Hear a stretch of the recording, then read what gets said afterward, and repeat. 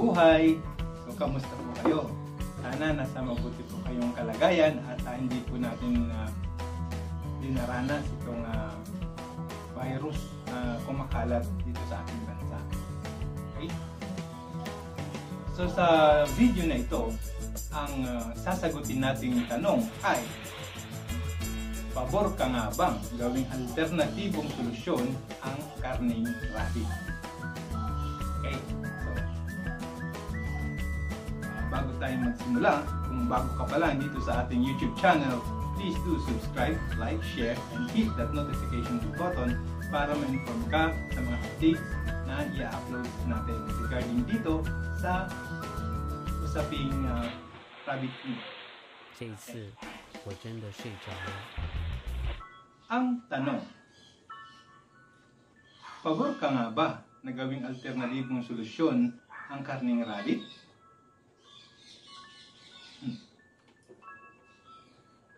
Ang layunin ng video ito ay para makalikom ng mga impormasyon ng ilang porsyento ng ating mga kababayan ang tumatanggap para gawing alternatibong solusyon ang karneng rabbit.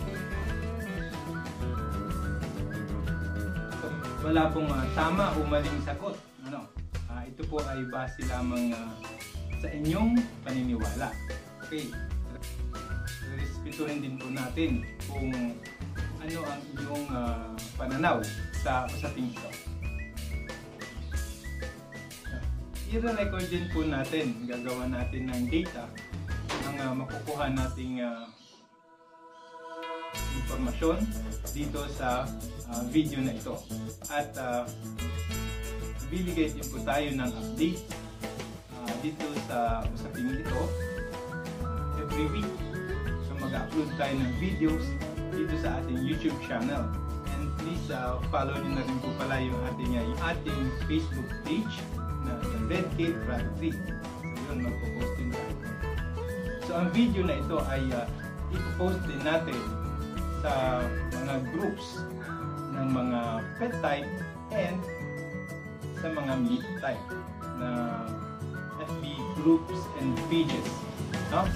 Para makuha natin hindi maging bias ang resulta ng survey na ito. Okay? Dahil sa paglaganap ng swine flu sa mga baboy, maraming piggery business ang halos malugi na dahil namamatay ang kanilang mga alagang baboy na pang-karne. Bumaba din ang supply ng karneng baboy sa mga pamilihang bayan, sa palengke, sa groceries. Yan, bumaba. Ganon din ang pagtaas ng presyo ng mga karneng baboy at manok sa ating mga pamilyang bayan. Dahil nga sa law of supply and demand, pag mababa yung supply, malaki yung demand, mataas ang presyo ng bilihin. Okay. Para sa inyong opinion o mga kasagutan, please do comment down below sa ating comment section nitong video na ito para maitala natin, maisama natin, maging valid po ang inyong opinion sa ating ginagawang data gathering. Okay? So, hindi po natin ito kailangan pag-awayan. No? Kailangan respetuhin po natin ang paniniwala o pananaw ng bawat isa patungkol sa usaping ito. Okay. Iwasan po natin na magkomento ng mga hindi magagandang salita. So, wala rin pong tama o maling sagot dahil ito po ay personal na opinion natin lahat. No? So, hindi po tayo magiging bias sa pagtala ng mga inyong sagot. So muli, sana po ay mag-respond kayo dito sa ating katanungan na pabor ka nga ba na gawing alternatibong ang karning rabbit? Oo, hindi.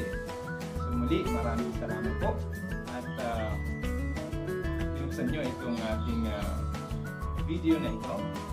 And maraming salamat na rin po sa ating mga subscribers. At kung ikaw ay hindi pa nakapag-subscribe, well, please do subscribe para ma-update ka dito sa ating mga videos na paniguradong may mapupulot kang aral. Marami kang matututunan sa mga videos natin. Check na rin po yung ating mga video content, yung mga ginawa na natin mga videos regarding sa pag-aalaga ng rat. So, nasa baba lang po. Once again, maraming salamat and God bless you.